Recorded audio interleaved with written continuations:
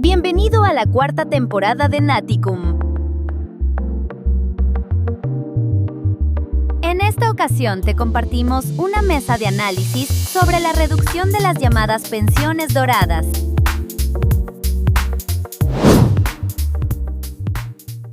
Bienvenidas y bienvenidos a un nuevo episodio del podcast de Naticum. Tengo el placer de llevar esta mesa y acompañar a los abogados Carla Domínguez, Omar García, para platicar un tema muy importante que está hoy en día sobre la prensa, que es la famosa reforma a las llamadas pensiones doradas de este país, que se consideran bastante privilegiadas y pues necesitan hacer cambios relevantes sobre este tema, ¿no? Entonces, Carla, me gustaría que me puedas platicar qué es realmente la reforma. Bueno, la reforma tiende a modificar el artículo 127 constitucional.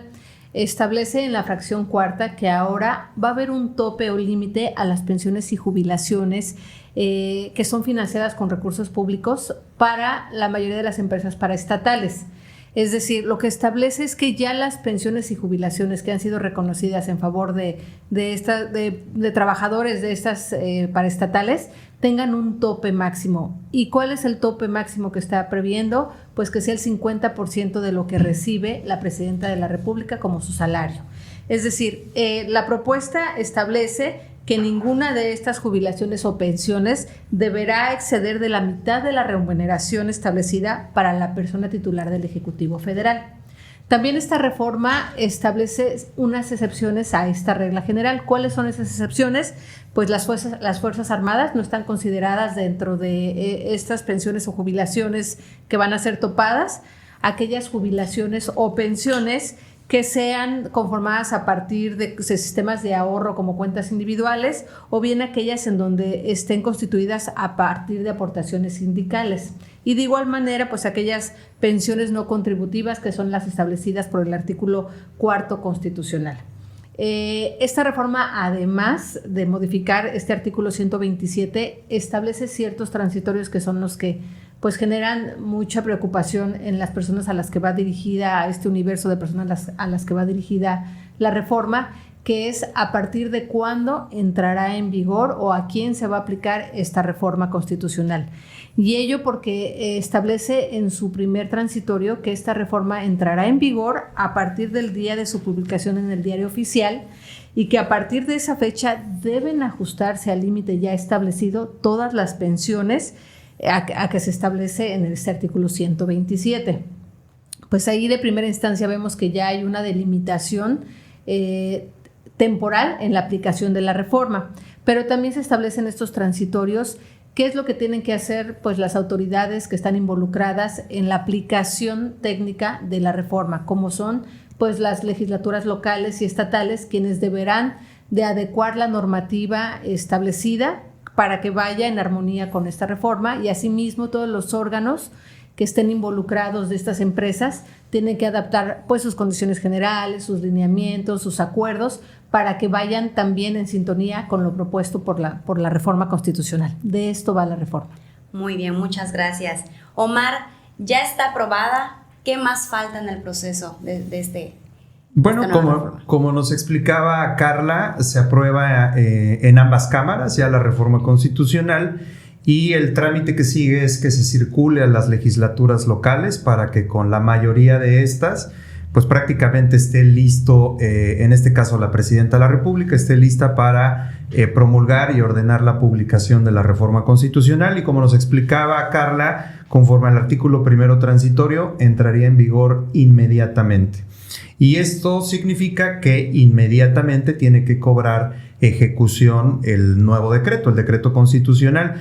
¿Esto qué es? Que las pensiones que se van a ver afectadas por la reforma se ajusten al límite del 50% de lo que percibe la Presidenta de la República.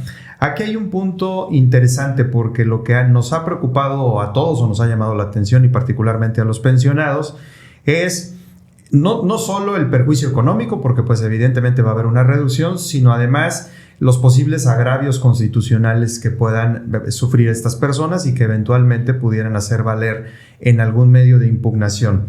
El régimen transitorio dice, y aquí es un poco confuso porque por una parte dice los entes públicos tendrán que adecuar los contratos, los lineamientos, en fin, la normativa que está bajo su competencia tendrán que ajustarla para hacer establecer el límite del 50%, pero paralelamente le ordena a las legislaturas hagan sus ajustes legislativos también, ¿no? Y esto llama la atención porque hemos advertido de que pareciera que el constituyente permanente delegó en los entes públicos la regulación de un precepto constitucional, ¿no? Y que esto es sumamente interesante porque pues lo natural en una democracia constitucional es que se reforme la Constitución y sea el legislador ordinario el que se encargue de emitir las leyes para su implementación. Acá es un poco confuso, ¿no? Porque en un transitorio le dicen al ente público, tú te encargas de que la reforma constitucional entre en vigor inmediatamente, pero al mismo tiempo legislatura local, federal y local, tú también haz tu tarea. Entonces creo que ahí hay un tema no solo relevante para los pensionados, sino además hasta para la doctrina constitucional, ¿no?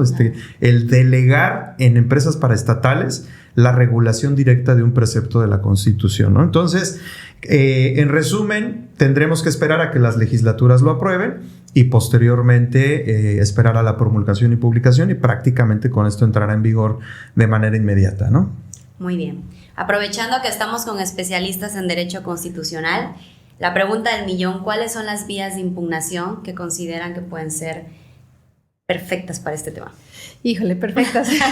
Ahí entramos en detalles. Pues se mira un poco complicado para la promoción del juicio de amparo indirecto, que pensaríamos que en primera instancia sería pues la vía más correcta o la más fructífera para lograr el objetivo.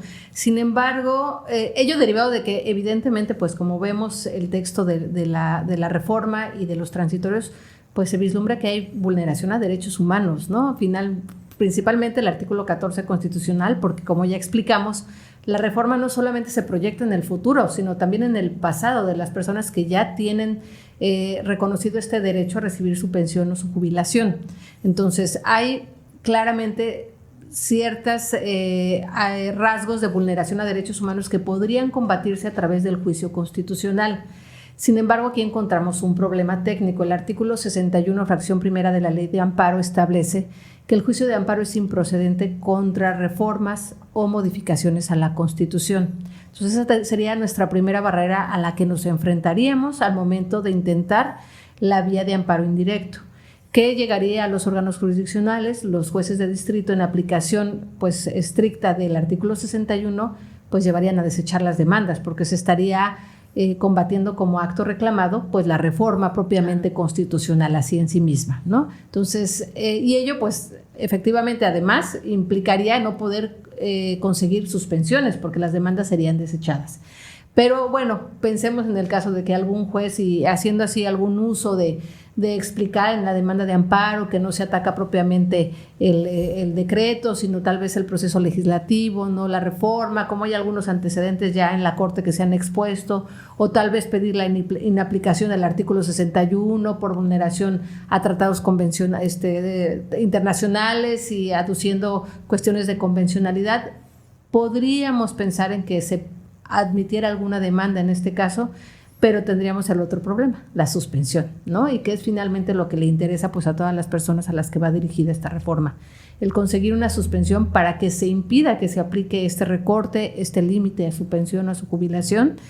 ¿Por qué? Porque también tendremos problemas en la ley de amparo de que no se pueden dar efectos constitutivos generales a la suspensión. Entonces, además de que pues deriva de un mandato constitucional y se tendría que ponderar el orden público, el interés social, la apariencia del buen derecho, y seguramente pues no tendríamos suerte en conseguir una suspensión, ¿no? Eso, digo, pasando la barrera de la admisión de la demanda, ¿no? Entonces, para el juicio de amparo indirecto se ve complicado o casi imposible la procedencia. Muchas gracias, Carla. Omar, en cuanto a los actos de aplicación, ¿adviertes la vía de un amparo? Sí, creo que la alternativa más viable por todo lo que ya nos explicó Carla, pues es precisamente esperar a que los entes públicos adapten su normatividad interna y comiencen a aplicar las deducciones. Y aquí vienen unos temas muy interesantes, porque vamos a tener que estar muy atentos de qué conceptos del recibo de pago de pensión son los que van a deducir, cuáles son los que van a afectar. Bien, y también me resulta a mí interesante e importante qué conceptos del recibo de nómina de la Presidenta de la República se van a tomar en consideración para hacer el cálculo del 50%, porque la Presidenta de la República percibe dos conceptos, el sueldo base y compensación garantizada. Entonces, de todo, bien, de todo sumadas todas sus prestaciones, porque sabemos que tiene varias, o solo estos dos conceptos, o solo uno, el sueldo base, no lo sé. O sea, creo que esas son las incertidumbres que el texto constitucional hoy no resuelve y que los entes públicos van a tener en su mesa, van a tener bajo su responsabilidad para adaptar. Y es ahí en donde podemos encontrar probablemente la vía del juicio de amparo abierta, pero no en contra de la reforma constitucional. Ya nos explicó Carla y yo coincido totalmente. La reforma constitucional es inatacable. O sea, la ley de amparo establece claramente la improcedencia, y para cómo están las cosas, yo no veo un juez de distrito que en este momento vaya a admitir una demanda y vaya a suspender, menos que vaya a suspender, ¿no? Pero en el caso de los actos de aplicación, ahí cambia, porque son actos de legalidad. Ahí sí creo que tenemos materia como para intentar el juicio de amparo. Sin embargo, y esto sí también hay que decirlo, se ve cuesta arriba la suspensión.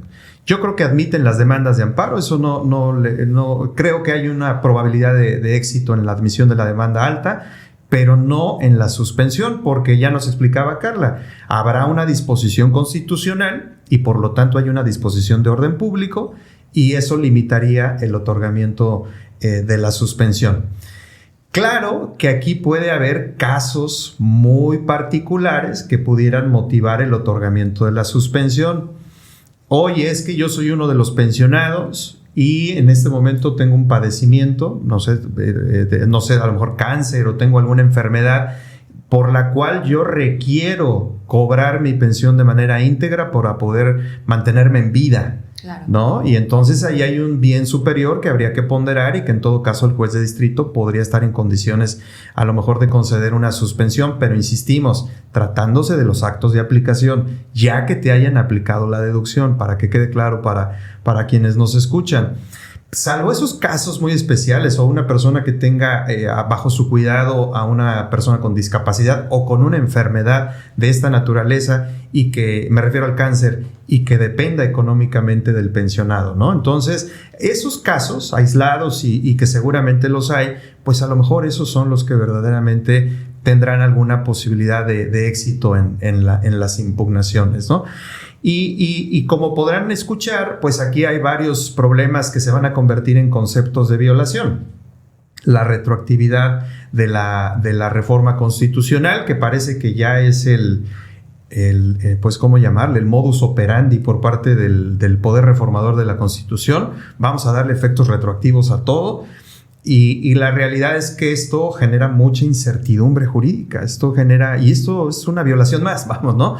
Pero dado que esto no lo vamos a poder combatir, ni siquiera tendríamos por qué ya desgastarnos los abogados postulantes en discutirlo. Creo que hay que pensar más bien en los actos de aplicación, en los medios de impugnación que podamos ver ahí, que sería el juicio de amparo, y eventualmente obtener una suspensión, ¿no?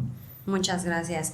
El tema que comentas es muy importante debido a que todos más o menos tienen la cantidad o la cifra de que son 70,000 pesos el tope en el que quedaría las nuevas pensiones. Sin embargo, pues como lo comenta Omar, pues no sabemos exactamente cuáles son las maneras en las que se van a derivar estas nuevas cantidades, ¿no? Conforme a eso, ¿adviertes alguna vía alterna como la laboral? Pues sí, podría explorarse en este caso, dada pues la particularidad de cómo se va a aterrizar la reforma en el plano, digamos, particular de cada persona, cada pensionado. si se le hace un descuento, si se va a hacer se va a cambiar la hoja en la que cuando te dan una pensión, te dan una hoja de concesión de pensión, cómo va a actuar el ente, que va a emitir un nuevo documento o va a reformar su acuerdo, sus condiciones generales del trabajo. Entonces, todo eso llevaría a ver cada caso de forma casuística y específica. Podría intentarse, como ya comentó Mari, que es la vía que vemos con más éxito, que sería a través de los actos de aplicación, pero podría también intentarse a lo mejor vías laborales si se dan actos concretos en esa materia, ¿no? Porque habría que adecuar pues condiciones generales del trabajo, contratos, porque también viene para los de atrás, viene para los que están en expectativa de conseguir esta pensión o esta jubilación. Entonces, creo que ahí es donde se puede dar el campo de acción real y efectiva en cuanto a poderse defender de esta reforma. Muchas gracias. Sí, creo que ahí hay un punto interesante y que sí pertenece totalmente al régimen laboral y de pensiones. Porque si la Constitución habla de la remuneración de la Presidenta de la República, ya comentamos, la remuneración pudiera estar integrada únicamente por el sueldo base y sueldo de compensación o compensación garantizada.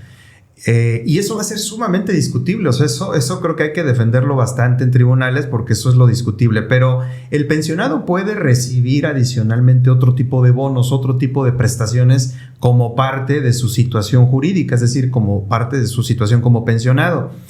Esas prestaciones adicionales, esos bonos, ¿los vamos a tocar? ¿No los vamos a tocar? ¿Me enfoco solo en la remuneración integrada por los sueldos o también veo todas las prestaciones, ¿no? Y creo que ahí es en donde los entes públicos van a tener una responsabilidad muy alta. Por eso yo destacaba al inicio cómo delegamos o por qué se delega en el ente público la facultad constitucional de regular directamente un artículo de la Constitución. Esto tiene que pasar indudablemente por los congresos, el federal y los locales, para que aterricen este tipo de cosas, ¿no? O sea, para que sean claros y precisos en una ley cuáles son todos los conceptos que se van a afectar del recibo de pensionado. Si eso no ocurre, entonces la vía laboral también es una alternativa interesante, ¿no? Para poder combatir. Hay que decirlo, no habría ningún tipo de suspensión. O sea, al final del día los descuentos se les van a aplicar a los pensionados de manera inmediata, ¿no? Sí, y esta, digamos que amplitud al momento de aterrizar los transitorios, pues conlleva la arbitrariedad en la que pueden ubicarse las autoridades, ¿no? Y creo que ahí es donde pudiera darse pues la mayor preocupación, porque qué estándares van a tener los entes para determinar, como dice Omar, qué voy a limitar, qué voy a disminuir del pago de una pensión y con base en qué, ¿no? Creo que sí hay demasiada amplitud y falta de técnica al momento de poder ejecutar esta reforma. Por completo. Pues me gustaría saber acerca de este tema, qué conclusiones pueden compartir a las personas que tienen tantas dudas hoy por hoy, que consideran que este nivel de complejidad nos va a seguir llevando por el camino hasta que por fin sea aplicable. Pues creo que esta reforma nos da la oportunidad a muchos, nosotros como juristas, como litigantes, de explorar nuevas formas de poder pues llevar a éxito una estrategia como esta que implica, ¿no? Es una reforma constitucional que por tanto es de gran magnitud, pero también el sistema actual no permite entrar de frente a combatirla, ¿no? Y eso obviamente pues genera miedo, incertidumbre, inseguridad jurídica a todas las personas a las que va dirigida la reforma, ¿no? Yo entiendo que hay muchas personas en este momento preocupadas por su situación, de que no saben si se les aplica, si les toca, si no les toca, cuál va a ser el estándar que va a establecer cuánto me van a descontar, por qué me van a descontar, a partir de cuándo, y pues todo ello no hace más que pues caer en la falta de credibilidad de las autoridades, ¿no? Porque lleva a un actuar arbitrario, y lo importante aquí es buscar estas formas de atacar este tipo de actos de las autoridades.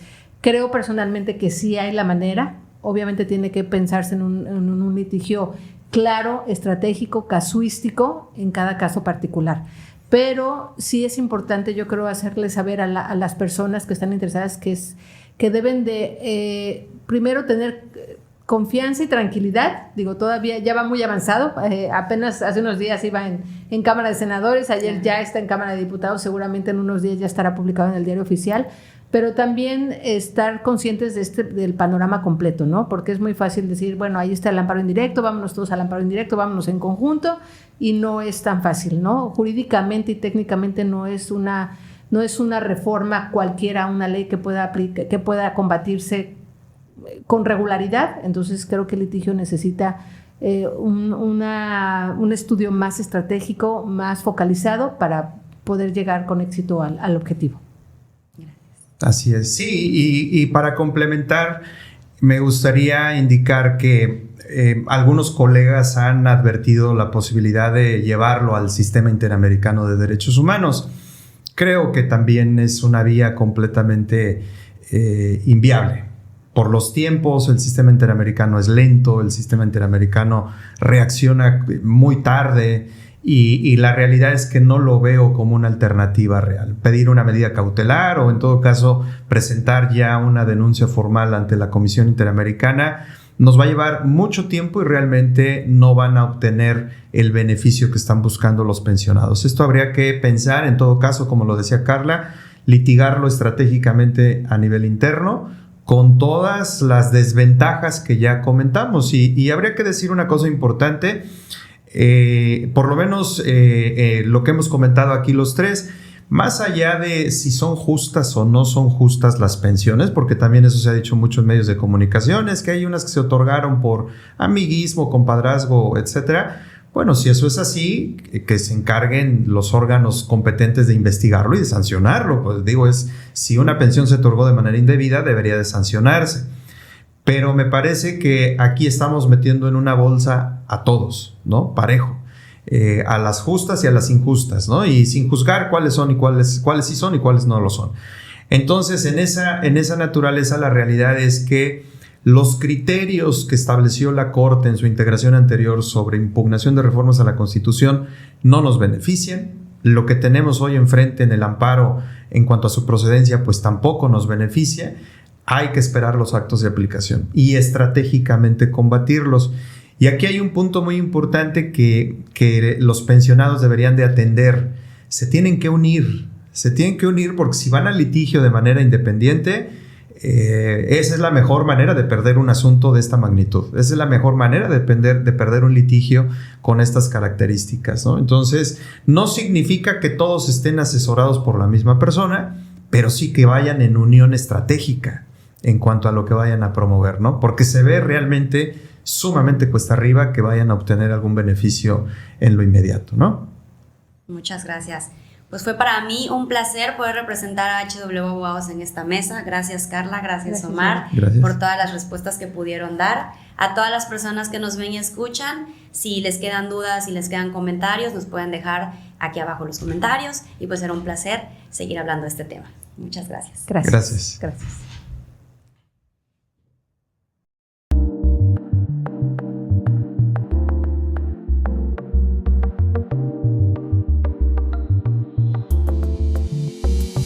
Por hoy ha sido todo.